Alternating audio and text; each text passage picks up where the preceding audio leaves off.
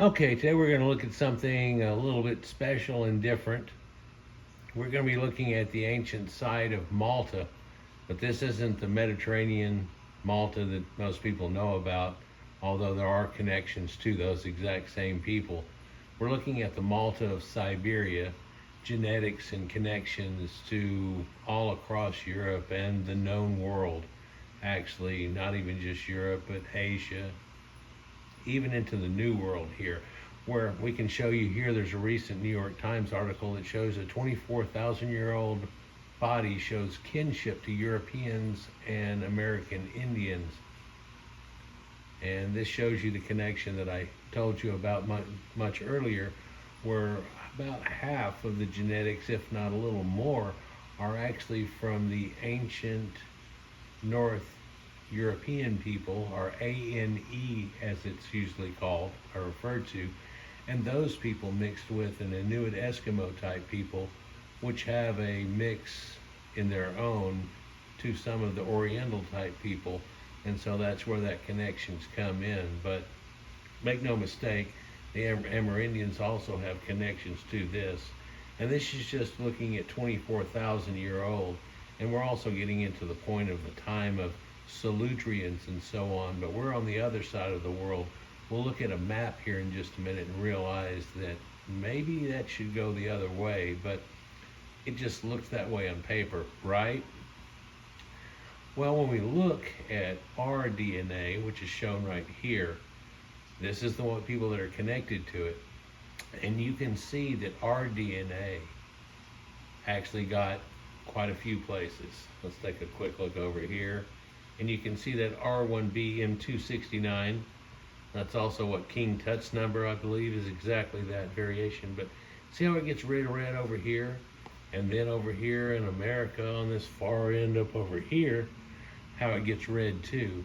It's almost like you should cut this map in half and then take the left and put it on the right, and then you would see that over here, red, and a big connection. But let's look at it again. There's a huge connection here into the Proto-Indo-Europeans land in the middle of the thing, but it also shows there's not a connection until you get over to what they felt like came into Amerindians, but this is much later. And if you'll look here, there's a large swath of that same genetics. Whichever way you want to look at it, it's undeniable. And into the key component areas also in South America. Through this area right here around Bali and Indonesia, there is a trace, but only about 2 to 10%. But when you see a darker spot like this, which is in southern India, you see 10 to 30%, but above it we see a 30 to 60%. That's R1a, and we've made connection before, but that's not exclusive. In fact, look at where it all goes. But R1a, R1b, and all of these that derive from R, showing that are here, and it's the DNA of these people from Malta. It's the DNA of King Tut. It's the DNA of Western European people that we have today. All of North India is swathed with it heavy, but if we look all up above that into Proto-Indo-European lands, it's thick, and it's also quite thick on Western Europe, even more concentrated into the 60 to 100% range on this side of the map right here where it gets darker. There's also a darker blotch right up above the Great Lakes that's here. So these are connections that can't be denied. Again, whenever you see DNA, it shows you the truth and reality of things. This is Malta that it's named after, but they try to be different so everybody understands it as Malta Barrett. These are the two major places or sites that are shown here that they have these. And they have extensive artistic work that's done here, and the way they lived, dug their pits into the ground. I did a recent video where I did my Dungeons and Dragons game and went to their Viking looking lands with these giant boats and lands of giants, everything in the ice. And there are all these people building these huts that are countersunk into the ground, and over them are animal bones along with wood which has to be gotten from more south than that, and then covered with animal skins, and then covered over actually with a layer of dirt. Now the artistic points here are just slightly different than each other, but we can see there are Venus figurines that are there. You can see on the far left too a big connection to the people of Göbekli Tepe because of their appearances of snakes. And this is many thousands of years before that happened, or at least the chronological order that they give it. So they appear to have this same connective with Göbekli Tepe. And we'll get to how that kind of happens. I thought I was fixing to do it right there, but I don't think we should. We should probably look at this a little bit more differently. So here's a necklace that's shown, and you can see the pendant on the bottom of that that's there. And these are people and archaeologists that have been working on the sites here and stuff. And in the last 100 years, there's been quite a few things, quite a few sites found and so on, and talk about these Proto-European people and circles that look like Stonehenge, like Arkham and all these other sites. Dolmens here, dolmens all the way around the Black Sea, dolmens all the way through Western Europe around. And you start to see things like these Fred Flintstone houses like that, and they're all over the place. You might infer and have a little bit of trouble proving the fact that these were those same people. But when we look at genetics and the way that it runs and so on, you can easily see that that's what we're looking at. Now the lithics of the Aurignacian type people, which is Cro-Magnon type if you will, that are shown here are different, and of course they had these circular and pits and all these going on in many places. A lot of these were excavated early. Well, this is, you can tell this is an early picture in the first place, but most of their tools here can also be seen. A lot of them have notches on them that correlate to the calendar, cycles of the moon, things like that. So astrology and things like that, and keeping up with it was already going on somewhat. And you can tell a lot of these other ones were probably used for some type of rituals or so on, not just really decorative type things, which this looks like it was. And again, there's a lot of these Venus statues that are around on this that look just like the Venus statues that I've shown you so many times, along with swirls and circles and things like this and beadwork. And I don't know if it looks like it to you. To me, that looks like an old country and western guitar, although it's a pendant with a rosette that's on it. So there's a lot of connections with them. And of course, mammoth drawings and things like this, all made in ivory and stuff that they're doing. But there are connections to these people that show they had pins, different types of clothing, although the Venus and the Mother Goddess get shown not having clothing, probably to show that. Here again, those pits that I've tried to show you so many times in my different ways. You can see a depiction of it here, but that would have had animal bones on it and so on, just like mammoth bone doorways and things like that we found. Quite a few different sites, and they're connected to the same people. Although you do get a slight variation on a theme from these people because of being over here for thousands of years as opposed to over here for thousands of years. We also note that every once in a while, especially, there are connections that these people are still making back and forth. And then of course there's the back through Asia, out of Africa situation and back to Africa and all that goes along with it. So pretty interesting whenever you start to get into it, and the connections that some of these people have that really will never be put out in a major type thing because this kind of exposes too much here. These Venus statues and so on. There's an article about it though that you'll never really get to read unless you're into it. The Siberian Paleolithic site of Malta is a unique source for the study of childhood archaeology because these people were in situ long enough. They had children for generation after generation, and they can see toys and things like that and infer from that what was going on, clothing, all kinds of things.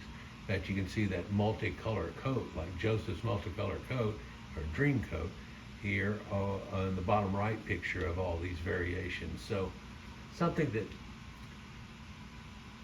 would have been real needed in the winter time. But again, multiple Venus statues, and we can see this one here that almost looks like an incense burner attached to it, and she's got a plant draped over her corner. This is an early Mother Goddess type situation. Looks very much like a lot of the other Venuses that we find from here, and Hallfels, and all these different places that are found, along with ideas of a lion man that we've looked at, like a lion man of Hallfels, and that carries all the way down through animistic things into the Sumerians, which had a lion-headed god that was animistic, or a person with a lion's head. Ideas of the Sphinx, which is kind of a flipped idea, but also lion-headed gods that are in there. And so at one time there was a huge ice shelf over the top of this that in this picture is not really evident. And you can see the Himalayas and the areas that are there, but these people actually went through quite a few of this area, in fact everywhere, through this ancient time, literally going back to the last global maximum that we're looking at here. And I've used this shot about 10 times in different videos, and this idea of people that were on the edge of coming to America, if you will, and or the first Americans. We look at this type site here, and it shows you these waves of people and where they might have gone and back for, I don't know why they've got Jebel Erud showing 160,000 years. That must be old, because now we've got Homo sapiens there at 325,000 years. You can see the green spikes right above that coming down, showing you that there were people that were boating at this time, carrying back and forth, where the red leads shows you multiple waves of dispersals and a model they have with that. The blue is a single wave dispersal model and how they split and split. The green one is a recurrent episodes of back into Africa migrations, where you can see that happening too, and different datings that's done around on this. So pretty interesting. And whenever we start applying that to what we knew about the ancient Aryans and their split out, it seems to model exactly like it, and we find that same R genetics that hook up with it that we've talked about deriving from N, and the earliest Cro-Magnon we can find at 28,000 years had that. So these are all variations on a theme of people, and here we can see that ice shelf really pushing down, and some of the sites that they found as it receded, it started getting extremely close to it, the Vinja culture, Mositarian tools, and so on. But there's so much more to this too, because there's all these connections here, all off into Europe that we saw on the left-hand side there, and papers that have been put out about the formation of the Aragonation in Europe and their variations, and things that go with what we used to call ancient Scythians and so on. So you can see a migration where they went up and out and over and down, around and back through. But during that same time, there's still another wave of these guys that are becoming the corded ware people. There's a wave that washes down into Africa, across the front of Africa, along with R1b genetics, which are derived from Eurasian CT, where Adam, or Eurasian Adam, comes from, but also into what we call Egypt today and so on, and that connection. It's easy to see connections like that whenever you look at them and how they ping pong back and forth, but it ended up being literally everywhere. And by maps like this, we end up showing it was really everywhere. Now there are Venuses in Europe, and there are Venuses there in Malta that show ducks and things like that. Similar hairstyles that have been adopted and stuff, the way they carve them sometimes and so on, that are slightly different than each other, but still the same people. So we try to wonder what these people were going through at the time, and it looks like this would have been something that would have been definitely happening, where a whole warring party goes out and tries to get a hold of a mammoth. And we're all familiar with depictions, modern depictions, much better of Neanderthals and so on. But a lot of these wave distribution maps that they show you where people were at 50,000 years and coming up through in the out of Africa type theory, if we realize that a good portion of them running across India, the bottom, and off into Australia, and then some mix of those being the darker skinned or melanated people that are part of the islanders that are there, it makes sense. Have it be known that they're not related to the Khoisan that are there today, the Pygmies, or especially not the West Africans that were only in the Congo at the time and until much to a recent time, but also the Denisovans and so on. And this place just looks like a paradise today, and a lot of it's just left wide open. But a lot of these findings they can find are associated with burials and things like that necklace that we found.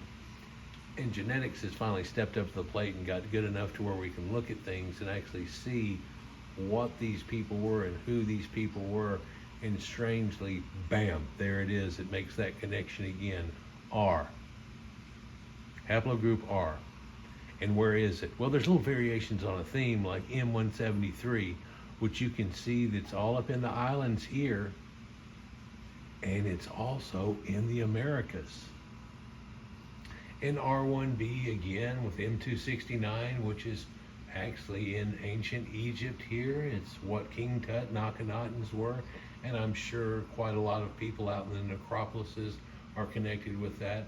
And you would say especially the people that they showed the blue, crystal blue eyes of. You can simply type in crystal blue-eyed Egyptian statue and it'll show you all these right around the time of building the pyramids. And they have these perfectly made crystal blue eyes that will follow you around the room. Sumerians, you can find blue-eyed statues. And so that idea of Noah landing in the Caucasus, spreading out from there, has some truth and reality to it. But we're looking at things that happened way before that too. And these people that had been touched by this genetics that look to me like it's wrapping around the world. How about you?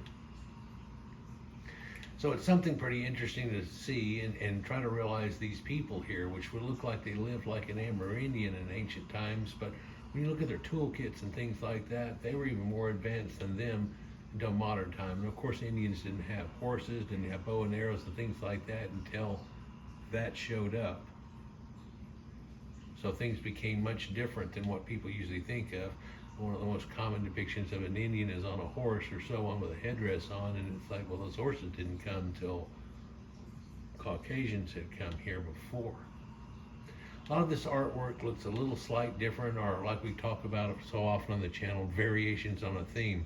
Just like you can hear somebody playing a song and you're like, oh, isn't that a Beach Boys song? Even though there's a heavy metal group playing it. Or somebody new trying to do a hip hop on it, or doing this or doing that. It's all variations on a theme, and that's the way these people are here.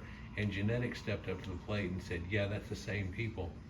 In fact, there's an idea that the migration movement that started from Siberia 30,000 years ago may have shaped Göbekli Tepe itself. It looks like it's running right down into it. And they did find a skull in with Göbekli Tepe and a few other sites that they have with a Tasta pillar. They're showing 14 to 16 places and a few more that they know of already. And I hope they get the genetics out of these people and it might show you connections. At this point, though, I think it's flabbergasting the world enough, and it's destroyed a lot of thoughts people have said about the way everybody was, to the point that they're still trying to call these people hunter-gatherers, and now they want to redefine a hunter-gatherer could actually live in civilization and build this type of thing and huge monuments and stuff. Well, that's not just hunter-gatherers. I've said before, though, too, even Ma and Pa used to be hunter-gatherers, even though they had cows and they had a farm out here. So it's a new thing going to the store, isn't it? But all these lithics that they find with it, associated with it, are very much like these other people. And we're really only looking at a spread out that went over the top right-hand corner there and out the map headed towards China, where there were still some more of these people coming through the height of the last ice age and out that spread out. And as I've said before, there's many different waves of this that happened. It wasn't all at once like everybody tries to give so. And then when they try to make a map of it, it doesn't really work out right. Well, that's because there were a lot of migrations back and down through Zagros Mountains, Sumeria, back up through Anatolia, down Göbekli Tepe, and so on. And the fact that we had passed Göbekli Tepe into Egypt and so on, and that genetic haplogroup was again found all the way through and at the 18th dynasty and on. So a lot of connections here in this one video, but also this shows you there's a connection to Göbekli Tepe, because whenever all these migrations and their datings come about, it looks like it was that case of, well, I did a video about before, like two snakes coming together, or a snake whipping around and eventually biting itself and converging on a place that's right there where Göbekli Tepe and all the Tasta pillar sites are. So that shows you connection to that. But then the Natufians and connections like that, going into Egypt, hooking up with Mediterranean, North African people that are already there, and it got ingressed by people coming back in and so on. All connections there. You can look at Cro-Magnon burials, and they're across North Africa, but only that. And that's for a reason too. Just like there's a reason there's R1b genetics that are in black people that are in the Cape. If you look up Acellar Man, you'll see that that was quite a recent thing. And prior to that date of 4400 BC, they find Acellar Man. Every version there, it does have a Negroid phenotype somewhat, but it's small, 4 foot tall, and football headed. And still a Homo erectus form that actually lived on well after the last ice age. Everybody had something different going on. In fact, the statement I just gave there and then what we're looking at here are almost as far apart in humanity as we are today, with some people still living a bush lifestyle in Africa and so on, in a few places around the world. Meanwhile, there's spacemen working on computers and electronics and getting almost to a Star Trek age. Quite different, isn't it? A lot of incredible artifacts have been found with all these Tastopeller sites and stuff, and it looks like it has connections to these people, although some 10,000 years before, and connections that go on from that. I think it's pretty interesting. Let me know what y'all think down below, but this Malta Barrett site, it's not the island of Malta, and it's cool stuff that shows on it that shows connections to Göbekli Tepe and things like that also, but this is the one that's off in Siberia. And by being there and looking at the genetics, we can see where it goes and went. And again, if I cut this map in half and flipped it around, it'd make more sense with the dark red being all attached that way. It does look like it went that way and not the way that they tried to show. That's how the Amerindians got there much later. And one proof of the European connection is this article that came out recently in New York Times with 24,000-year-old body shows kinship to Europeans and those American Indians. Maybe that's part of the type that ended up becoming the Amerindians. But that also wasn't just one group of people with one phenotype. The Hopi Indians are so much different than the Arapaho and Apache and things like that. It's just radically different people. They're not just the guy on your quarter. That was one of these people. Let me know what you think down below, but peace.